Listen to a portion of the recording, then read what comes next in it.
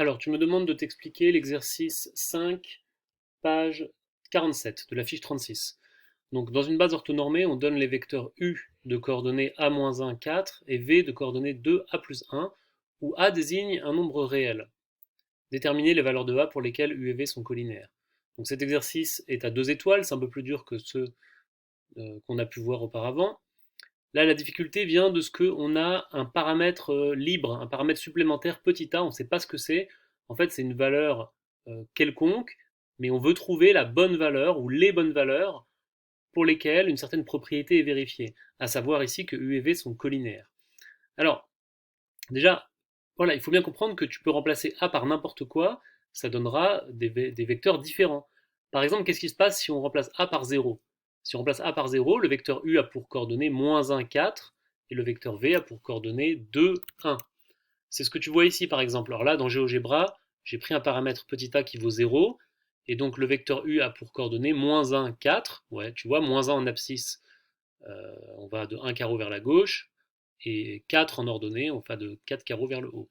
Et de même, le vecteur V a pour coordonnée 2, donc 2 en abscisse, et 1 en ordonnée. 2, 1, ou excuse-moi, voilà, c'est exactement ce que je te disais ici, 2, 1, parce qu'on a fait A égale 0. Maintenant, qu'est-ce qui se passe si on prend A égale 1? Bah, si on prend A égale 1, cette fois, U aura pour coordonnée 0, 4. Et V aura pour coordonnée 2, 2. Regardons, si on fait A égale 1, voilà, le vecteur U, voilà, tu vois, ça a bougé. 0, 4, 0 pour l'abscisse, 4 pour l'ordonnée, et le vecteur V, 2, 2. Et la question, c'est de trouver la bonne valeur de A pour laquelle U et V vont être collinaires, c'est-à-dire U et V vont être parallèles ou alignés.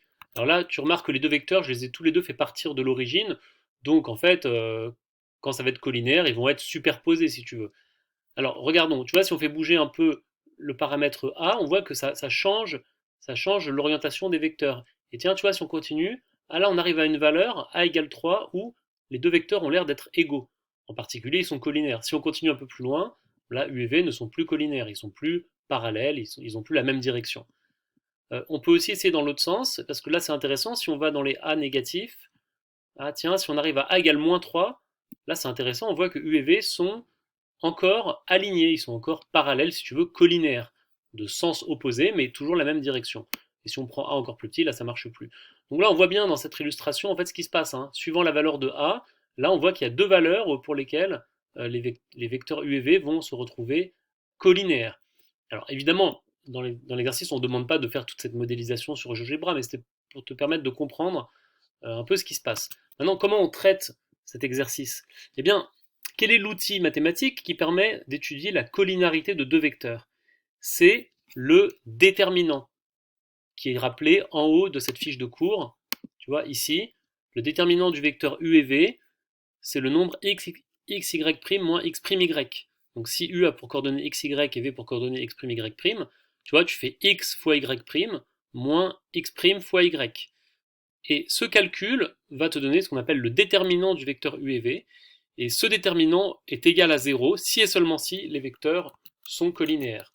Du coup, dans cet exercice 5, eh bien, il suffit que tu fasses le déterminant de U et de V, et ce déterminant va bien sûr dépendre du nombre A. Donc c'est quoi le calcul? Ça va être A-1 fois A plus 1 moins 2 fois 4. Je vais tout de suite afficher le corrigé pour que tu vois ce qui se passe. A-1 fois A plus 1 moins 2 fois 4. Eh bien, comment on peut réécrire ce truc-là? Bah, on reconnaît une identité remarquable hein, de la forme A-B fois A plus B. Donc A-1 fois A plus 1, ça fait A carré moins 1. 2 fois 4, ça fait 8.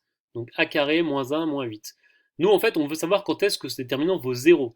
Eh bien, c'est égal à 0 si et seulement si, en modifiant le calcul, hein, en manipulant un peu l'expression, c'est équivalent à A carré moins 9 égale 0, c'est-à-dire A carré égale 9. Donc tu vois, en fait, cette équation, si tu veux, elle te donne les conditions pour lesquelles les deux vecteurs sont collinaires. Les vecteurs vont être collinaires si et seulement si A carré est égal à 9.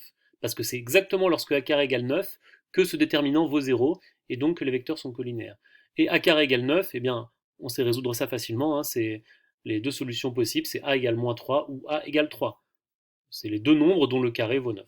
Moins 3 et 3, et c'est effectivement ce qu'on avait trouvés avec GeoGebra quand on avait un peu tâtonné, hein, avec ici le nombre -3, les vecteurs sont collinaires, et avec le nombre 3, les vecteurs sont encore collinaires. Ils sont même égaux, on peut le vérifier, hein.